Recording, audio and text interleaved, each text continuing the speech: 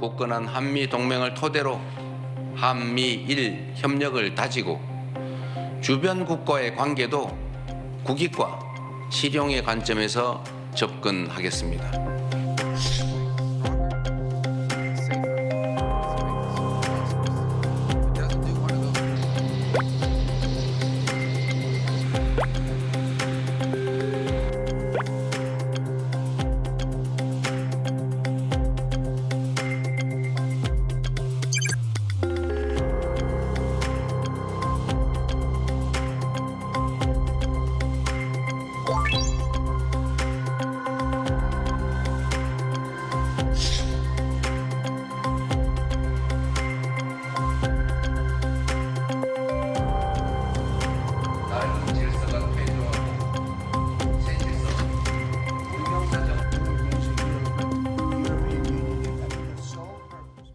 이재명 대통령이 이르면 오늘 트럼프 미국 대통령과 통화를 할 걸로 전해졌습니다.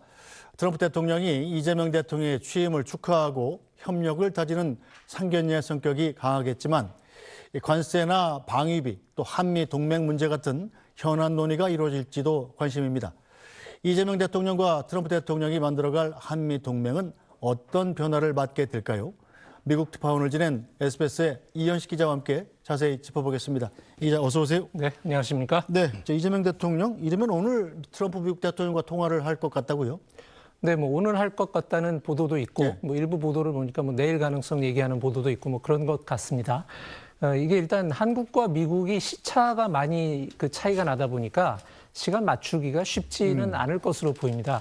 저도 이제 미국 특파원 근무할 때 생각을 해보면 서울에 저녁 8시 메인 뉴스에 리포트 보낼 때 네. 이제 미국 동부에서 동이 막 트는 새벽 시간이거든요. 그렇죠. 그러니까 기본적으로 이게 맞추기가 까다롭고 또 트럼프 대통령의 생활 패턴도 좀 그 시간을 잡는 데 영향이 있을 겁니다. 왜냐하면 트럼프 대통령이 조금 일찍 그 초저녁에 그 퇴근을 한다 그래요. 예. 이제 그 우리나라는 뭐 청와대라든가 뭐 또 용산 같은 경우에 보면 그 대통령의 살림집과 집무실이 꽤 떨어져 있지 않습니까? 네. 근데 미국은 같은 백악관 안에서 위로 올라가면 그러니까 네. 2층으로 올라가면 퇴근이에요. 네. 근데 이제 트럼프 대통령이 조금 빨리 퇴근을 하는 편이고 평소에 그다음에 저녁 먹고 나면 이제 TV에서 자기가 좋아하는 폭스뉴스의 이제 뉴스 프로그램들 TV를 본다거나 그다음에 이제 개인 그 후원자들 또 친구들하고 이제 주로 전화 통화 많이 한다거든요. 그다음에 또 백악관에 없고 마러라고 리조트나 또 이제 뉴저지주의 자기 그 골프장에 있는 그쪽 별장에서 지내는 기간이 굉장히 많아요. 부동산이 많죠, 기본적으로. 이제 그러다 보면 또 그런 데서 그 미국이나 또 기타 다른 나라 일 다 빼고 한국의 그 통화 일정을 잡는 게 그러니까 우리 그 조급한 마음처럼 또 쉽지는 않은 그런 측면이 있는 모양입니다. 네, 일단 뭐 언제고 한미 정상이 통화를 하긴 할 텐데, 네.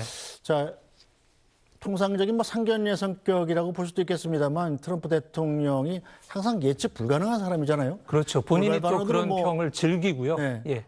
돌발 발언으로 한미 현안에 대한 중요한 얘기가 나올 가능성도 있지 않습니까? 툭 던질 가능성이 저는 꽤 있다고 생각이 됩니다. 일단은 뭐 의례적인 그 축하의 메시지를 뭐 전달을 할 거고요. 하지만 이제 우리나라랑 걸려 있는 게 트럼프 대통령의 그 현재 최대 관심사 중에 하나라고 할 수 있는 관세 문제가 걸려 있고 네. 또 한국에 대해서 여러 차례 한국은 뭐 머니머신이라고 얘기를 해가면서 이제 방위비 문제를 한 적이 있기 때문에 네. 그런 것과 관련된 얘기를 그 한국의 이제 신임 대통령과의 첫 통화에서 거론을 할 가능성도 있다라는 관측이 나오고요. 그러니까 당연히 이제 외교 실무자들 입장에서는 그런 얘기를 그 꺼낼 가능성이 있는지 있다면 어떤 식으로 거론을 할지를 가지고 또 타진을 해야 되고 그런 것이 아마 또 통화 일정을 잡는데 조금 그 시간 지연으로 나타나지 않나 그런 관측이 나오고 있습니다. 네, 알겠습니다. 자, 그런데 이 백악관이 한국의 대통령 선거 결과에 대해서 기자들이 질문을 했는데 여기에 대해서 답변을 하려다가 이 답변지를 못 찾아서 발표를 못하는 해프닝이 있었습니다. 어떤 상황인지 잠깐 보겠습니다. Does the White House have a reaction to the results of the election in South Korea? Yes, we do. In fact, let me find it here for you. It should be somewhere in here. Thank you. We do not, but I will get you on Jeff. Go ahead. Thanks, Kelly. Two questions on trade. Is this letter that was sent to trading partners a sign that the president isn't satisfied with the pace of these negotiations? 자, 한국은 미국의 주요 우방 가운데 하나고 네. 중요한 대통령 선거가 끝났는데 거기에 대한 입장을 못 찾아서 발표를 못한다. 저 입장 약간 좀 묘하게 기분이 나쁘네요. 조금 그렇죠. 사실 또 저 대변인이 그 미국 기자들의 날선 질문을 네. 아주 공격적으로 받아치는 데 능한 걸로 유명한 사람이고 우리나라에서도 저 대변인의 브리핑이 그 유튜브 영상에 조회수가 그렇죠. 꽤 나옵니다. 네. 그런 사람인데 저렇게 한다는 게 조금 26살인가 그렇기는 그렇죠. 예, 네. 굉장히 젊습니다.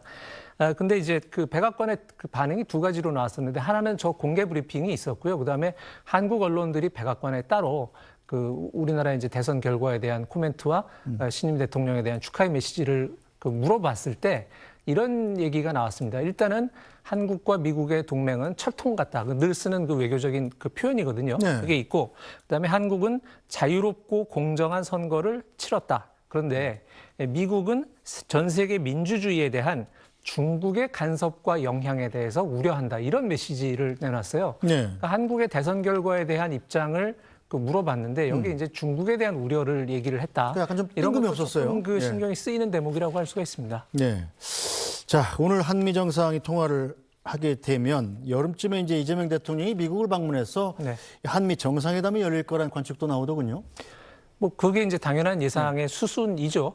그리고 지금 그 대통령실에 이제 그 안보를 책임질 실장으로 이제 위성락 전 네. 대사가 임명이 됐는데 이분이 그 직업 외교관 때 북미국장을 지냈어요. 그렇기 때문에 대표적인 북미통이죠. 예, 대표적인 북미 통이기 때문에 그 아마 이제 미국에서 돌아가는 일에 대해서 많은 정보를 갖고 있고 또 지금 이제 우리나라 그 외교부의 직업 외교관들하고도 결국은 그 선후배 아닙니까? 네. 그래서 호흡을 잘 맞춰서 준비를 할 걸로 예상이 돼요.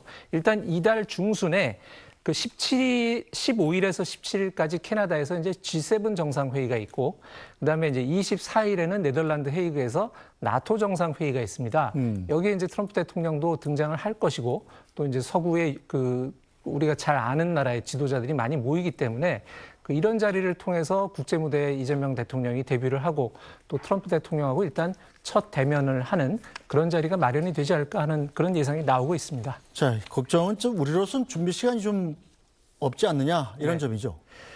그렇죠. 근데 이제 그 정상회담을 그 우리나라 이제 새 대통령이 들어서서 미국과의 정상회담을 추진하면 항상 그 시기를 어떻게 빨리 잡느냐. 네. 특히 이제 뭐 경쟁국과의 그 순서 문제 이런 걸 그렇죠. 따지는 보도가 많이 나오고 그다음에 그 의전의 형식에 대해서 우리나라 사람들이 굉장히 집착하는 경향이 있습니다. 네. 그 어느 나라에는 이 정도로 그 호화로운 의전을 해줬는데 우리한테는 어떻게 해줬나 이런 거를 굉장히 많이 따져요. 네. 역대 정권마다 그런 모습이 보이는데 이번에는 일단 우리나라 대선이 정상적인 스케줄로 치러졌던 것이 아니기 때문에 예를 들어 뭐 일본보다 먼저 만나느냐 중국보다 먼저 만나느냐 이제 이런 거 따질 필요는 없어졌는데 없죠. 예.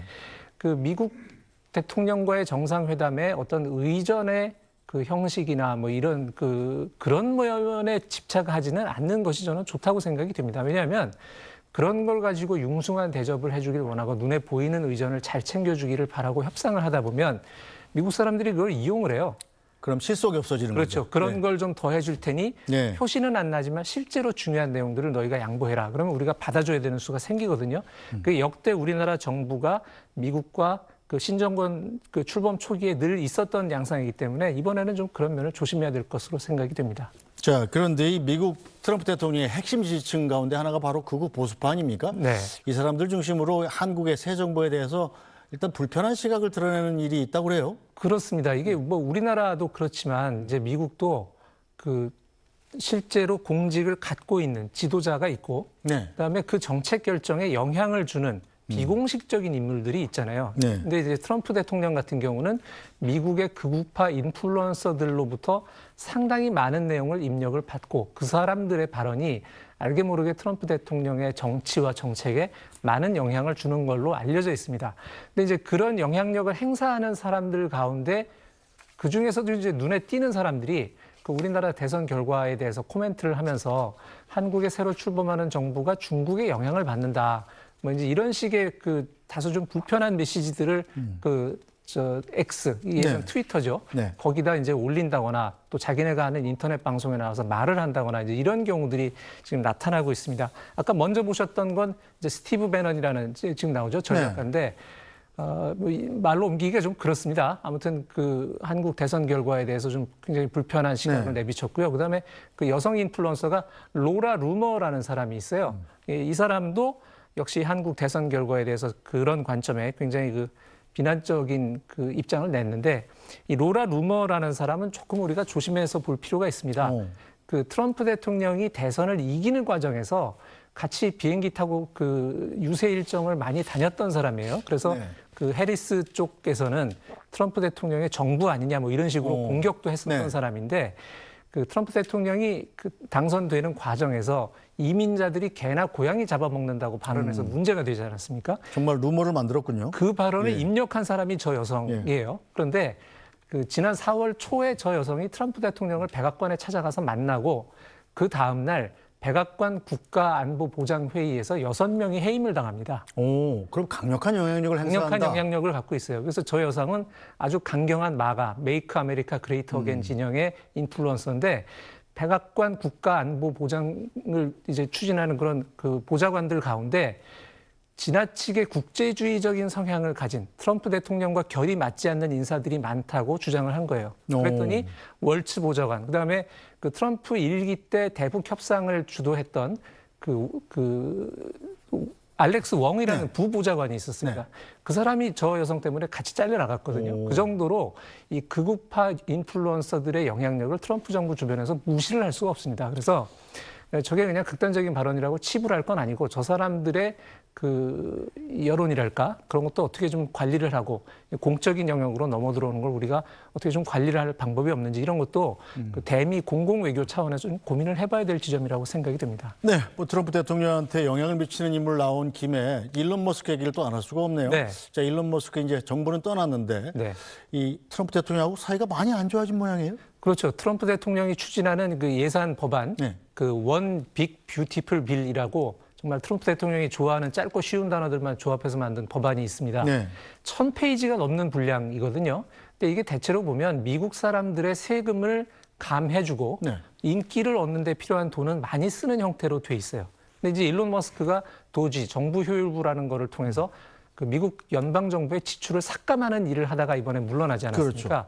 그런 관점에서 볼 때 이 법안이 역겹다라고 이제 계속 얘기를 하는데, 결국은 트럼프 대통령 개인을 비난하는 거나 마찬가지잖아요. 그래서 지금 상당히 불편한 관계가 돼 있는데, 이 문제는 어떻게 볼 필요가 있냐면, 트럼프 대통령의 집권을 가능하게 했던 미국 보수 우파가 지금 분화를 하고 있습니다. 그러니까 일론 머스크 같은 사람은 다분히 국제주의적이고 작은 정부를 지향을 하는 그런 보수 우파라고 볼 수가 있어요. 그런데 아까 말씀드린 극우파 인플루언서라든가 그런 그 진영은 상당히 국수주의적, 내부 지향적이고, 또 그 대중을 위해서라면 그 정부의 권한을 좀 남용할 수도 있다는 생각을 가진 사람들이거든요. 그 두 진영이 충돌을 하다가 국제주의적이고 작은 정부를 지향하는 세력이 지금 점점 밀리는 양상을 보이고 있습니다. 그래서 머스크와 트럼프의 사이가 나빠지고 머스크가 밀려나는 것도 좀 그런 각도로 볼 필요가 있는 현상이다. 저는 그렇게 생각이 됩니다.